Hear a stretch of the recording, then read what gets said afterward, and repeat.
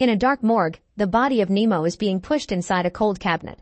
Suddenly he wakes up, only to find himself drowning in his car, but soon the moment changes again to him waking up in a tub, only to find a man shooting him.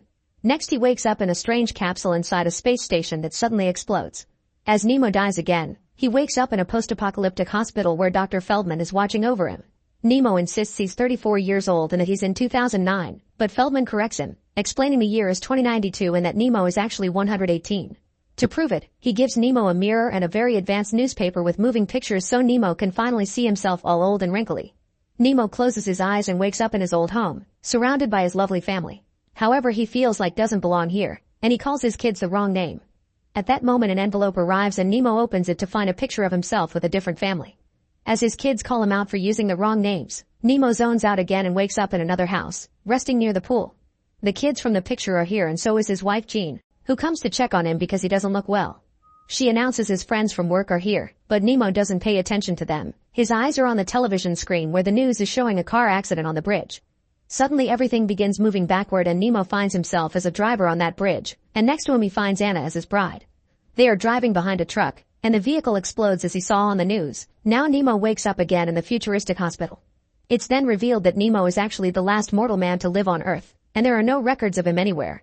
The rest of humanity has conquered mortality through the endless renewal of cells. They don't even get frisky anymore, and owning a pet pig is a sign of status. Now everyone is following the news of Nemo as if it was a reality show and a famous TV host decides to put out a controversial poll. The public will decide if they'll allow Nemo to die naturally or they'll keep him alive with new technology. Nemo hates the flying camera that spies on him and gives it the finger. Then he closes the window to keep it away. Wanting some answers, Feldman begins using hypnosis to get Nemo to try to remember how he got here. Nemo closes his eyes and suddenly finds himself inside a creepy facility where everyone is wearing the same clothes and has the same bedroom. Freaking out at the sight, Nemo runs outside and looks at various signs, thinking they're trying to tell him something. Suddenly a few guards drag him back inside as Feldman tells him to go further back in his memories. Now Nemo is a little baby hanging out with the other children before they're born. At that age, everyone has a whole knowledge of their future, but when the time comes to be born, the angels of oblivion touch their lips to make them forget. However, the angels accidentally skip Nemo, and he's born with the skill to predict all his possible futures. The babies are allowed to choose their families, and after looking at a variety of offers that go from nice to weirdos, Nemo chooses a gentle couple just because the woman smells nice and the man shares a nice story about how he met his wife by bumping into her on the streets, which he believes was thanks to the butterfly effect. Nemo grows into a child quite happily, with his parents always making sure he feels loved. Back in the future, old Nemo wakes up to find a journalist entering his room. Visits are supposed to be forbidden, but he knows a nurse that sneaked him in. To make Nemo feel more comfortable, he took an old recorder from a museum, and he is here to ask Nemo about what life was like before immortality. Nemo begins telling him details about the old society like pollution, cigarettes, meat, and actual reproduction. Then he begins sharing his own story. The first memory is of Nemo working as a young adult in a television studio, where he narrates educational videos. He talks about the creation of the universe and the concept of time, which makes him think about what it was like to grow up seeing all his possible futures. Every choice he has to make is a pain, and whenever he walks by the 3 prettiest girls in town, he can see himself marrying all 3 of them. These are Jean, Elise, and Anna, who have already been seen in his other memories. One day, Nemo has a dream of his father accidentally running over a woman with a child. When he wakes up, Nemo tries to warn his father, but it's too late. The man has left the car badly parked and now the vehicle is going downhill, crushing the mother and the baby.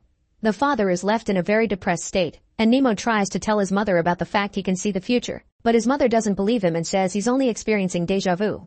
When Nemo goes to his first swimming lesson, he gets very nervous when he sees Anna and hides behind a door to watch her swim, feeling how he slowly falls in love with her. After everyone is gone, Nemo jumps in the pool, but since he missed the lesson he can't swim. Suddenly he wakes up as an adult inside the sinking car, but at the same time he sees the other timeline with Jean rescuing him from the pool. In the future, the journalist is very confused because Nemo keeps contradicting himself or falling asleep in the middle of the story. The next memory is about little Nemo following his mother into the forest, where he's shocked to discover she's cheating on her father with a guy called Harry. After his mother leaves, Nemo follows Harry, and he's upset to find out he's Anna's father. From then on, Nemo's parents keep on arguing every day, until eventually they decide they're getting a divorce. Later at a train station, his parents tell Nemo he has to choose whom to live with. Nemo loves them both and doesn't know what to choose, but as the train starts taking off, Nemo can't help running after it to reach his mother. At first he manages to make it and jumps inside to reunite with his mom, but soon the image changes to him missing the train and his father hugging him. This is the point where Nemo's life splits into 2 clear timelines. In the future, the journalist insists that Nemo couldn't have lived both, not understanding all the options are real. During his life with his mother, Nemo grows up to be a brooding rebellious teenager with no friends. He sometimes tries to shock his mother with mean pranks like pretending to be dead on the floor with ketchup in place of blood, but his mother is used to his shenanigans. Whenever she tries to bring a new boyfriend home, Nemo scares them away by predicting their deaths, like the time he tells a guy he'll be run over by a train in a week. Afterward, Nemo ignores his mother's scolding by jumping off the window, but the mom knows there's a roof outside and he's fine. The next day at school, an older Anna joins Nemo's class, and Nemo realizes he still likes her. Later, when everyone goes to the beach, Anna asks him to swim together, but Nemo scares her away by calling everyone idiots. This makes Nemo see a future where his adult self runs into Anna at the train station, but she's married with kids and barely says hi before leaving. Using a picture to remember the beach day again, teenager Nemo decides to change his answer and tells Anna that he can't swim. Anna decides to keep him company, and this choice greatly impacts him later. Nemo's mother and Harry decide to live together, and now Nemo and Anna are step-siblings. Dinner is awkward, but Anna keeps playing footsie with him under the table. After their parents go to sleep, the two teenagers sneak around to share a bed and spend the night getting busy. The next morning, when they must get ready for school, Nemo has to carefully sneak around to avoid their parents finding out what they're doing. Whenever the parents call them siblings, they respond they aren't actually related. Then Nemo jumps into the other reality, where his teen self is taking care of his dad, who is now wheelchair-bound and has memory problems. Nemo has to do everything from cooking to giving the man baths, and he swears he has everything he needs here, so he refuses to call his mom since she never called either. However, whenever he goes out on his bike, he yells into the emptiness to deal with his inner turmoil. This Nemo's hobby is writing sci-fi stories, but the tale is actually another of his alternate futures. In that timeline, an adult Nemo is under cryosleep in a space station that is traveling to Mars, and machines take care of the entire crew. This teen Nemo makes choices by throwing a coin. One night he decides to go to the school dance and finds Elise making a scene with her much older boyfriend Stefano. She has a panic attack in the middle of the dance floor, but then she stands up as if nothing had happened and approaches Nemo to ask him to come with her since she remembers him from their childhood days. Outside, a crying Elise needs a distraction, so Nemo tells her some interesting facts he knows about Mars. This makes Elise ask him to swear he'll spread her ashes on Mars one day. Nemo tries to kiss her, but Elise pulls back, saying she isn't a good person because of how her mental problems make her act. Nemo doesn't care and tries again, but as soon as their lips brush, Elise runs away. Suddenly the memories jump to another timeline again. Here Nemo, the TV narrator, is married to Anna and they have a family together. After work, Nemo begins driving away, but when he reaches the road, he accidentally hits an animal and the vehicle falls into the ocean, indicating this is the drowning memory from before and this is where one of his many timelines end. In the hospital, Feldman tells Nemo to concentrate and stick to the timelines where he's alive. In the mother reality, teenage Nemo and Anna are having the time of their lives. Whenever their parents go away, they immediately play around the house and get frisky on any surface available, swearing their love for each other forever. When that Nemo falls asleep, timelines jump again and Nemo is now taking care of his disabled dad. That night, instead of writing a story, Nemo writes a letter to Elise. The next morning, Nemo goes to see Elise at her house, only to find her with Stefano again. Hurt and disappointed, Nemo rides away in his bike while crying, and ends up having an accident in the middle of the road. Soon the ambulance picks him up to take him to the hospital, and while in a coma, Nemo wonders what would have happened if he made a different choice. Time goes back and shows Nemo waiting for Stefano to leave before approaching Elise. He gives her the love letter and kisses her, but Elise turns him down, saying she's in love with Stefano. When a disappointed Nemo goes home, he tells his father that he'll marry the first girl who dances with him tonight. Later at another school dance, Nemo sees Elise with Stefano, and to make her jealous, he immediately asks Jean to dance and kisses her. Jean thinks Nemo's feelings are real and after the dance, she leaves with him on his bike as he swears he'll make a better life for himself with a big house, his own pool, and a great family. This is the timeline where Nemo marries Jean and becomes a businessman. When he falls into the pool, there are two different results. In one future he drowns, and in the other Jean saves him. However, Jean can tell Nemo is always distant and doesn't pay much attention to her. She finds a letter where Nemo says everything is predictable and he's bored, but he doesn't remember writing it. Later he puts his hand on a candle just to feel something. Now timelines change again, finding teenage Nemo and Anna getting frisky, except this time their parents come home early and find them red-handed. The adults announce they're getting a divorce and that what the teens are doing is sickening, but they run to another room to avoid the scolding. Anna knows Harry is moving to New York for a new job, so she asks Nemo to wait for her until one day they can meet again at the lighthouse. Nemo accepts and they say goodbye to each other by getting busy one last time. The night Anna leaves, Nemo tries to run after the car to stop it, but he loses track of it and gets confused by two bikes. As weeks pass, the teens try to write to each other, but their parents throw their letters away before they see them. Years pass and Nemo is now a young adult living in an apartment in New York. He works as a pool cleaner, and he still hasn't forgotten about Anna, who is still in New York too. As their reunion approaches, timelines jump again to look at the space station. Here, the sleeping crew is finally waking up from cryosleep, and Nemo whispers Anna's name before he's taken by the machines. After getting a good wash, Nemo mingles with the crowd and chats with new friends. Thinking about Mars makes him think of Elise, and the timeline jumps to the Nemo in a coma, who wonders what would have happened if he hadn't given up so fast. Time rewinds to the moment Elise says she's in love with Stefano, but this time Nemo kisses her again and makes her choose him. This is the timeline where Nemo marries Elise and works as a TV narrator. In one future they have the accident on the bridge, but in the other they get a house and have a family. However, Elise still has mental health issues and almost never leaves the bed. The kids feel frustrated because their mother won't love them enough, and Nemo has trouble trying to cheer them up during hard times. One day, Nemo is throwing a birthday party for one of the kids. When he goes to check on Elise, she feels guilty as heck and finally leaves the bed, determined to be a better mother. She joins the dance floor and at first everyone feels awkward, but soon they understand her enthusiasm and the kids play along with her. It's a very fun afternoon that makes their bond stronger, and at night, the whole family falls asleep together. However, the next day, Nemo finds Elise having a breakdown under the rain in the middle of the street. All the neighbors are watching them, but Nemo ignores them and he brings Elise inside, promising to always take care of her. In this reality, Nemo and Anna see each other while driving, but there's no recognition. Speaking of Anna, memories go back to the pool cleaner reality, and Nemo and Anna finally reunite when they see each other at the station. They immediately go Nemo's apartment to have some adult fun together, but after they're done, Anna explains they must take it slow because she isn't ready to jump back into their relationship yet, since she had thought she already lost him and now she's afraid of love. Anna gives Nemo her number and tells him to call her in 2 days so they can meet at the lighthouse. However, after Anna leaves, it starts to rain and the water falls on the piece of paper, ruining Anna's number. In the future, old Nemo explains that day it rained because of the butterfly effect behind a Brazilian man that boiled an egg. Refusing to give up, young Nemo goes to the bench in front of the lighthouse and sleeps there every day, waiting for Anna to show up. One time he wakes up when he feels her hand on his hair, but sadly it's only a dream.